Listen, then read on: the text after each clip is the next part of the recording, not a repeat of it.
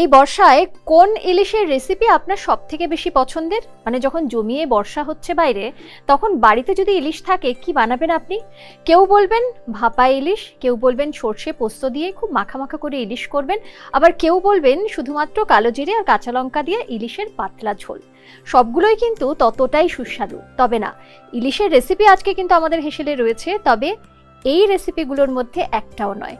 বাংলাদেশ থেকে এসেছেন রন্ধন বিশেষজ্ঞা আফরোজা খানম মুক্তা, এবং তার আজকের রেসিপি কি আচারি ইলিশ।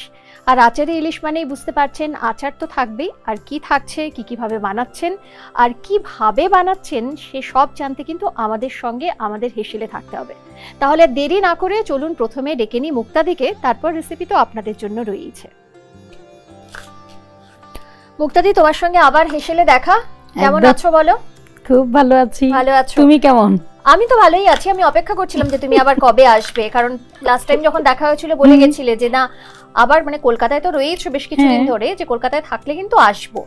এবং এটাও আবদার ছিল যে তুমি আমার দেশে ইলিশ মাছ ভালো খাও, ইলিশ মাছের কোনো রেসিপি যেন পাই। তো আজকে তো ইলিশ নিয়েই এসছো। একদম। কি বানাচ্ছো? আচারি ইলিশের ঝাল। আচারি ইলিশের ঝাল। আচারি মানে বুঝতেই পারছেন যে টক তাতে হবে, কিন্তু আচারটা কিসের? আচারটা আমার হাতের তৈরি। আচ্ছা, তোমার হাতে তৈরি। ওকে, দাঁড়াও দেখি একটু। এটা তো আচার। জি, আমের আচার না? আমের আচার। আমের আচার, কিন্তু রসুনও দেখতে পাচ্ছি। কি কি ঝালও আছে এখানে? আম আছে, রসুন আছে, তারপর লাল মরিচ আছে। এছাড়া আচারের যেই উপকরণগুলি আছে হলুদ গুঁড়া, মরিচ গুঁড়া, ধনিয়া গুঁড়া, আদা রসুন বাটা, সরিষা বাটা, পাঁচফোড়ন, সরিষার তেল। আচ্ছা। আর হচ্ছে আচারটাকে যদি সব সময় ভালো রাখতে চাই সেই জন্য এসবি সোডিয়াম বেনজোয়েট। বাহ, হয়ে গেল তো। মানে একটা রেসিপি পেতে গিয়ে দুটো রেসিপি হয়ে গেল। একটা হলো তোমার হাতের আচারের রেসিপি, সেটা পেয়ে গেলেন দর্শকরা, কারণ তোমার হাতের আচার বিখ্যাত ওদেশে, মানে ওপার বাংলায় তো বিখ্যাতই, এপার বাংলারও অনেকে রয়েছেন যারা মুক্তাদির হাতের আচার খেতে ভীষণ পছন্দ করে। একদমই তাই। এবং তুমি, মানে আমি এটা বলছি, এটা আমি জানি না রাখবে না কেটে দেওয়া হবে, তুমি যে লাস্ট টাইম আচারটা দিয়েছিলে অসাধারণ খেতে, খুব ভালো ছিল। সেটা কিন্তু এই আচার নয়, সেটা ছিল মিষ্টি আচার। খুব ভালো ছিল খেতে। তো আজকে আমরা এই আচারটা দিয়ে তৈরি করছি আচারি ইলিশ। এটা কি তোমার রেসিপি? এটাও আমার রেসিপি। এটা মা দাদুর না, এটা একদম তোমার রেসিপি। অর্থাৎ আচারি ইলিশের রেসিপি নিয়ে মুক্তাদি আজকে আবারও আমাদের হেসেলে, অর্থাৎ হ্যাংলার হেসেলে। আর মুক্তাদি থাকা মানেই একটা সুন্দর রেসিপি পাওয়া, তার সঙ্গে রান্নাঘরের দারুণ সব টিপস পাওয়া, আর রান্না তো রয়েছে। একদম। আচ্ছা, তুমি তো পেঁয়াজ কাটছো, তোমাকে কি হেল্প করবো বলো তো? কি লাগবে? আমার কড়াইটা লাগবে এখন। কড়াই বসিয়ে দে? হ্যাঁ। আচ্ছা, আজকে কি একটা কড়াইতে না দুটো কড়াই লাগবে? আজকে একটাই নিব। আচ্ছা। কলকাতায় ঘোরা শেষ হলো না এখনো বাকি আছে? না, বাকি আছে। বাকি আছে, তার মানে আরো কিছুদিন আছো? আরো কিছুদিন আছি। আচ্ছা আচ্ছা, যখন ইলিশ তখন নিশ্চয়ই আপনাদের দেশ তো 10 দিনও দেখে শেষ করা যাবে না। 10 দিন কেন, তোমাকে থাকতে হবে, অনেক মাস থাকতে হবে। থাকবো। আর কলকাতাও তাই, কলকাতায় প্রচুর দেখার জিনিস, আর তুমি খেতে ভালোবাসো, প্রচুর খাওয়ার জায়গা, স্ট্রিট ফুড থেকে শুরু করে দারুণ দারুণ সব খাওয়ার জায়গা। একদম একদম। আচ্ছা, তেলটা কি দেবো? সরষের তেল? না, সরিষার তেল দিব না আমি। সরিষার তেল নামানোর আগে দিব। এখন সাদা তেল দিব। সাদা তেলে 4 টেবিল চামচ। বাহ, চলো দেখা যাক। 4 টেবিল চামচ। আমরা কিন্তু এখানে দেখতে পাচ্ছি 4 পিস মাছ রয়েছে, হ্যাঁ, তার জন্য 4 টেবিল চামচ। আর মুক্তাদির রেসিপি মানে সব বিষয়ে, মানে প্রত্যেকটা উপকরণে পারফেকশন থাকবে। মানে কোন উপকরণটা কতটা দিতে হবে, ঠিক ঘড়ি ধরে কতক্ষণ রান্না করতে হবে, একদম, তাই না? এটা আমার না, প্রত্যেকের ক্ষেত্রেই এটা করা উচিত। একদম তাই। শুধু আমি করলে তো চলবে না। তুমি এগুলো খুব নিখুঁতভাবে দেখো। আমি চেষ্টা করি, হ্যাঁ, একদম যেটা যেখানে থাকা দরকার সেইখানে সেটা করা উচিত। আমি না, শুধু প্রত্যেকের করা উচিত। ঠিক। আর সেটা করলেই বোধহয় রান্নাটা এত সুস্বাদু হয়। এখন হয়েছে আমার 4 টেবিল চামচ। তো আমার তেলটা গরম হচ্ছে। আচ্ছা, এখানে দেখতে পাচ্ছি আদা রসুন রয়েছে। এটা কি কুচিয়ে নেবে না পেস্ট করতে হবে? এটা পেস্ট করতে হবে। আমি করে দিই ওটা? ঠিক আছে। আমি কি পেঁয়াজটা লাল করব? হ্যাঁ, বসিয়ে দাও না, তুমি পেঁয়াজটা তোমার যা যা লাগবে বসিয়ে। তেলটা আপু গরম হলো, এখন আমি পেঁয়াজ কুচি দিয়ে দিলাম। কটা পেঁয়াজ দিচ্ছ বলো? এখানে 3টা ছিল, আমি 2টা দিয়েছি। আমাদের দেশের পেঁয়াজগুলি একটু ছোট ছোট হয়, এখানকার একটু বড় তো। হ্যাঁ হ্যাঁ। আচ্ছা, মাছ রয়েছে এই 4 পিস ইলিশ মাছ দিয়ে। সেক্ষেত্রে তুমি দিয়েছো গোটা বড় একটা পেঁয়াজ, তাই তো? নাকি একটু বেশি? একটু বেশি, একটু বেশি।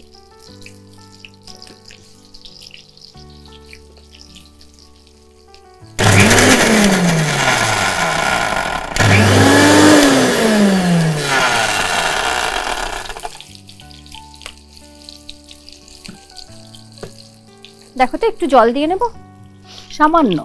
না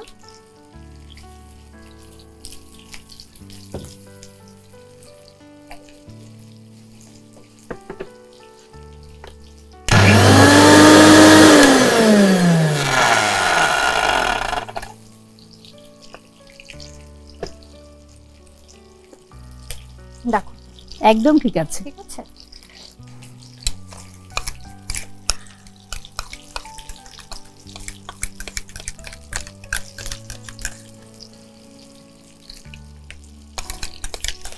আমি বলেছিলাম আপু মানে খুন্তি নাড়াটা একটা সবচেয়ে বড় ব্যাপার, তো সেই ক্ষেত্রে বেরেস্তা করার ব্যাপারে আরো বেশি দরকারি। বেরেস্তা করছি, সেখানে আমি এইরকম নেড়ে নেড়ে বেরেস্তা করছি, কিন্তু বেরেস্তা করতে প্রায় 10 মিনিট সময় লেগে যায়। আমি যখন তখন বেরেস্তা করি না, আমি যখন ফাঁকা সময় থাকে তখন 1 কিলো পেঁয়াজ কেটে তারপর ডুবো তেলে আমি সেটাকে কি করি, সুন্দর করে বেরেস্তা তুলি সোনালী কালার করে, তারপর ফ্ল্যাট প্লেটে রেখে কি করি, ফ্ল্যাট প্লেটে রেখে ফ্যানের হাওয়াতে ওকে একটু 5-7 মিনিট নেড়ে চেড়ে নেই, ঠান্ডা করে নিলাম। তারপর কাচের কন্টেইনারে রেখে আমি ওইখানে 1/2 চা চামচ চিনি দিয়ে একটা ঝাঁকা দিলাম, ঝাঁকা দিয়ে নরমাল ফ্রিজে রেখে দেই। 1 সাল একেবারেই সতেজ থাকবে, যখন ইচ্ছা তখনই একটু এরকম করে গার্নিশিং এ কি রান্নার ক্ষেত্রে 20 মিনিট সময়ও বেঁচে গেল, বেরেস্তাও রয়ে গেল।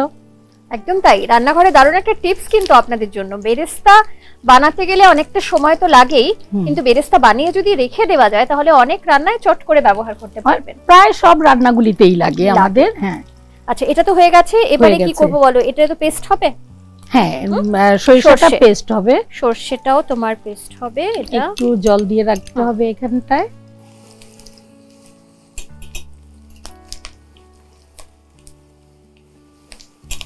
সামান্য একটু জল দেব না?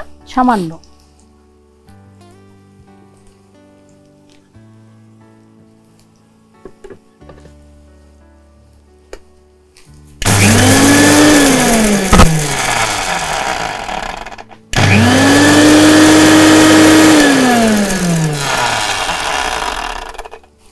এটাও পেস্ট আমার হয়ে একটু জল রেডি করে রাখতে হবে। একটু জল, হ্যাঁ জল রেডি আছে। দুটোই কিন্তু আমার রেডি। আর কি করব বলো? মাছটা এখানে ভাজছো না তাই তো? না, একদম কাঁচা কাঁচা। হ্যাঁ, আমি মানি কাঁচা। কাঁচা বলতে যা বেশিরভাগ রান্নাতেই আমি কাঁচা মাছ ব্যবহার করি, সেটার স্বাদ অন্যরকম হয়। আপনাদের এখানে ভাজা মাছটা বেশি খায়, কিন্তু কাঁচা মাছে প্রোটিনটা বেশি থাকে। এটা হয়ে গেছে না? হ্যাঁ, দেখতে পাচ্ছেন। জল দেব বলছেন? একটু সামান্য। জলটা দিলে কি হয় বলো একটু?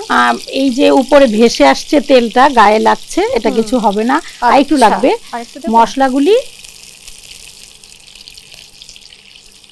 আর আমি এখনকার দিনে বাটা মশলা খাই না বললেই চলে, কিন্তু আমি অনেকগুলি মশলাই বাটা ব্যবহার করি।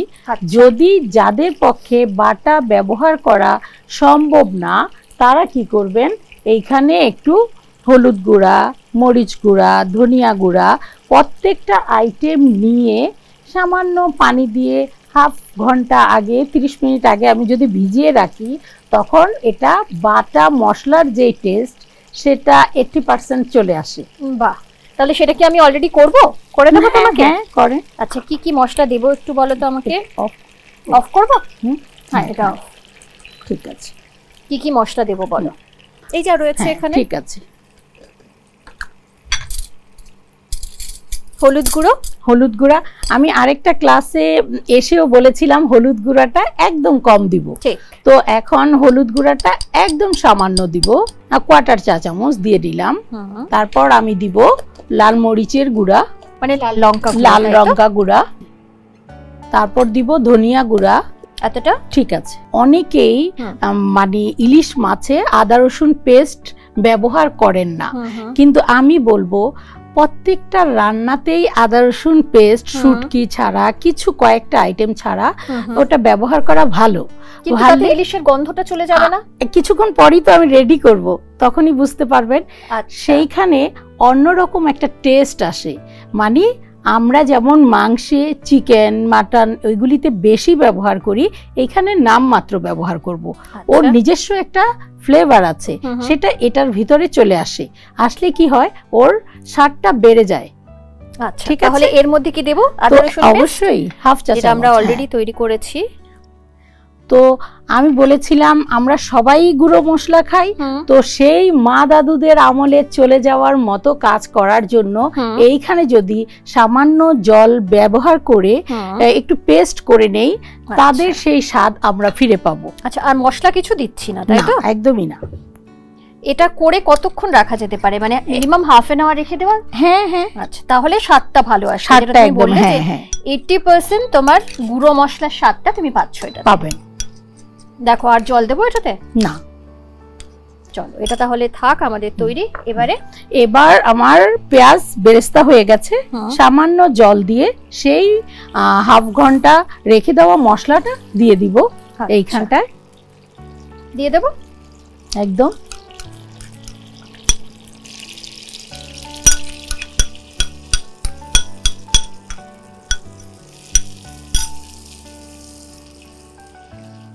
একটা লাইট কালার আসতে হবে, দিয়ে দিলাম।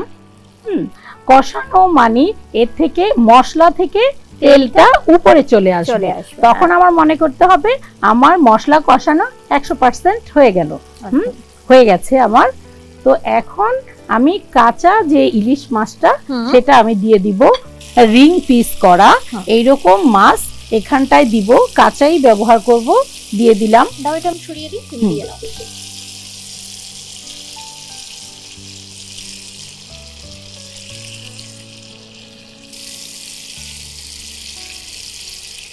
এখনো পর্যন্ত শুধু একটু জল ব্যবহার করেছি আমরা বেরেস্তা করার সময়, আর কিন্তু জল ব্যবহার করিনি, এখন একটু করব।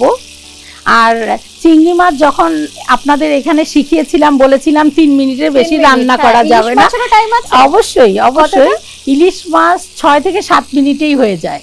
কারণ এই মাছটা এমনই একটা মাছ, মানে দিয়ে ঢাকনা দিয়ে 5 মিনিট রান্না করলেই হয়ে যায়।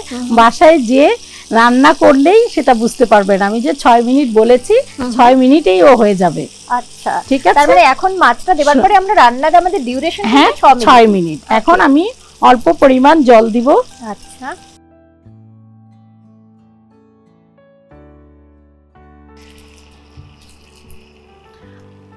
তো এইরকম বেরেস্তা করে আমি বলেছি কাচের কন্টেনারে রেখে দেওয়ার জন্য। রেখে দিলে এইরকম দেখেন কি একেবারেই স্বচ্ছ। এটা তোমার বছরখানেক হ্যাঁ হ্যাঁ, এরকম করে তারপর আমি হাত দিয়ে এরকম, হাত কিন্তু ধোয়া আছে, হ্যাঁ, এরকম করে দিয়ে দিচ্ছি। আচ্ছা, এখানে পেঁয়াজের পরিমাণটা বেশি হবে, মানে বেরেস্তার পরিমাণটা বেশি হবে।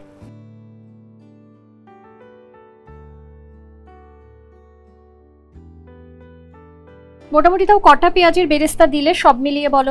প্রথমে একটা দিয়ে বেরেস্তা করলাম, তারপর সামান্য পানি দিয়ে মশলা পেস্ট করে রেখে সেইগুলি দিয়ে দিলাম।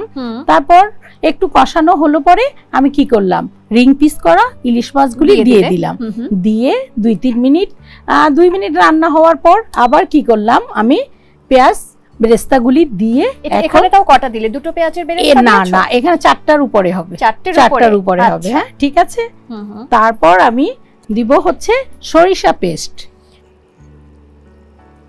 ঠিক আছে,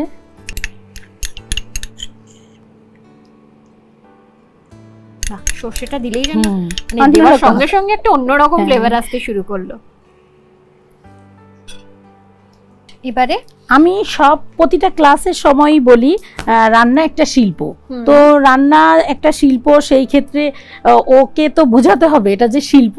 তো কাঁচা লঙ্কা এখানে 4 থেকে 5টা দিব। তো 4 থেকে 5টা দিলে সবটাই কাঁচা দিব না, কাঁচা পাকা মিলে তারপর দিব। হ্যাঁ, 2টা মিলিয়ে তারপর দিব।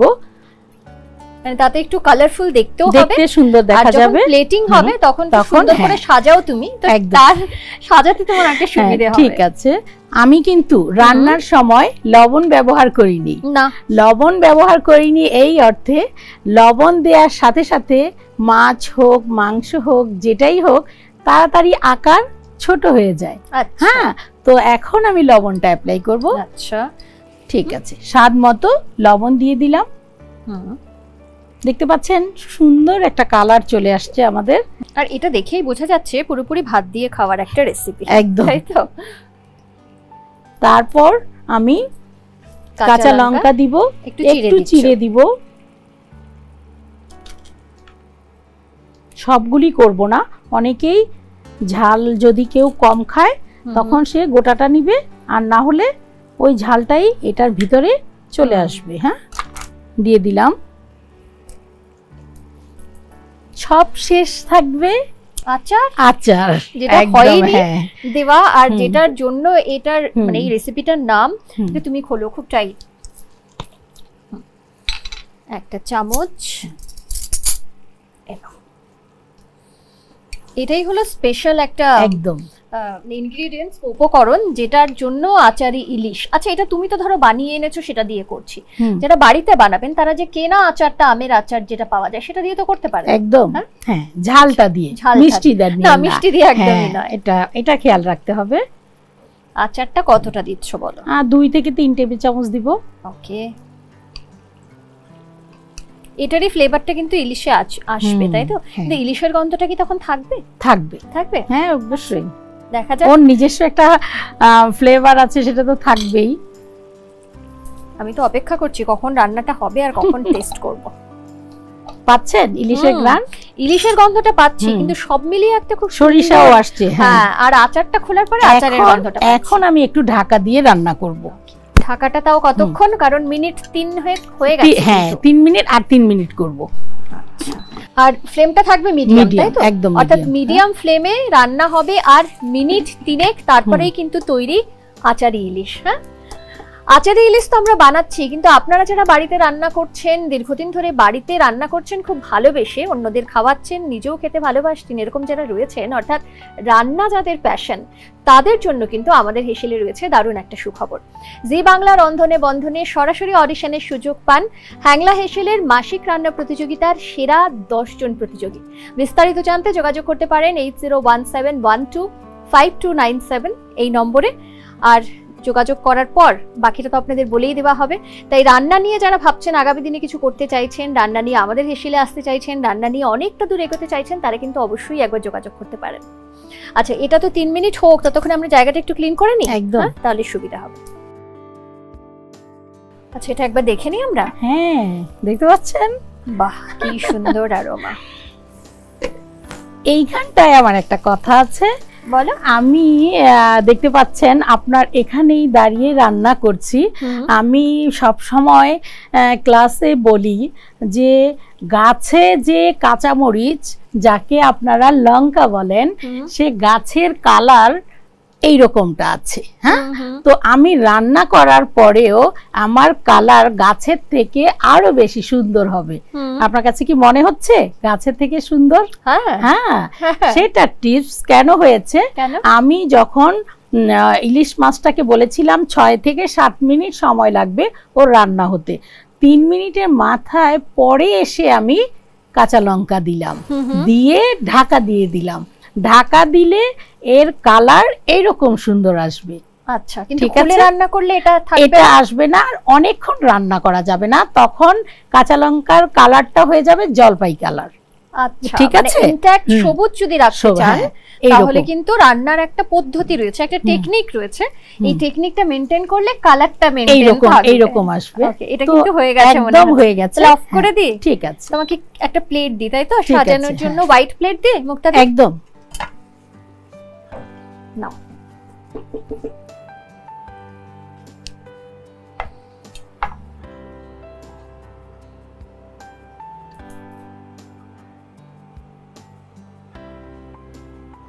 সাজানোটাও কিন্তু অনেক গুরুত্বপূর্ণ একটা ব্যাপার।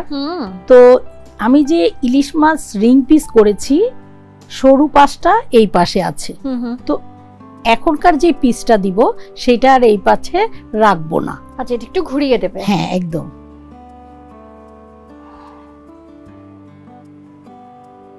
আচ্ছা, ঠিক আছে। নেক্সট আবার তাহলে উল্টো হয়ে যাবে। একদম।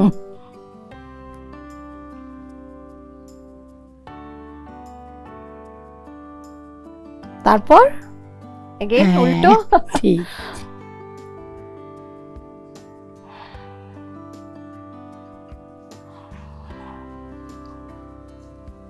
আমি যেই প্রোডাক্টগুলি উপকরণগুলি ব্যবহার করেছি এখানে প্রত্যেকটা জিনিস থাকা চাই একদম, এবং প্রত্যেকটা ভিজিবল হবে, দেখা যাবে আর তো দেখতে হবে। এই যে আচার, আমটা এখানে দেখা যাচ্ছে, এখানে রসুনটা দেখা যাচ্ছে, এটা আচারের আরেকটা আম, তারপর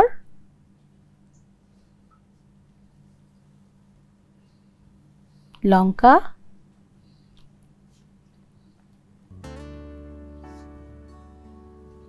দিয়ে দিলাম।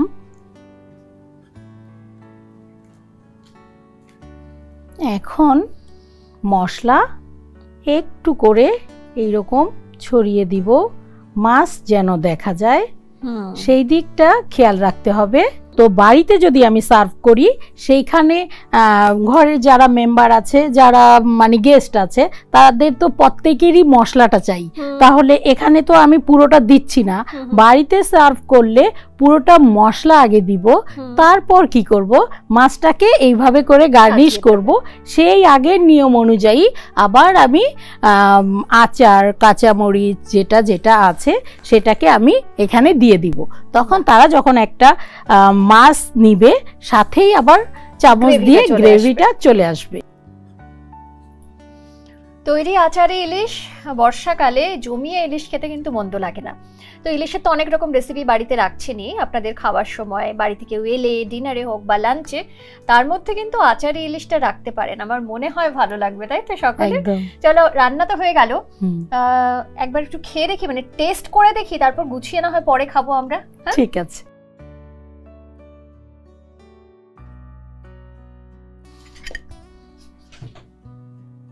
ইলিশ মাছ তো একটু প্রথমে টেস্ট করি, তারপর এটাকে গুছিয়ে পরে খাওয়া যাবে। তোমাকে দি একটু গ্রেভি।